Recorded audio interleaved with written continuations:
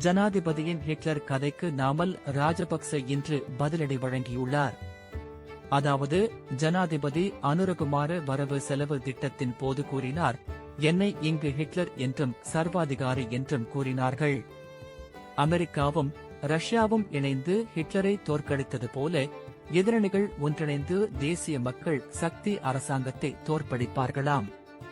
ஆனால் யார் ரஷ்யா, யார் அமெரிக்கா என்று கேட்டார்.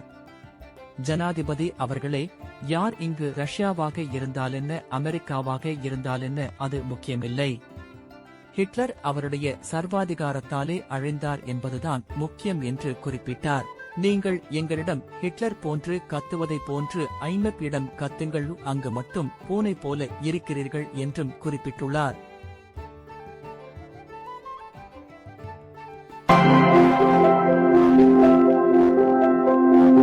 மேலதிக தகவல்களை அறிந்து கொள்ள CNX தமிழ் Facebook செய்தி பக்கத்தை பார்வையிடவும்.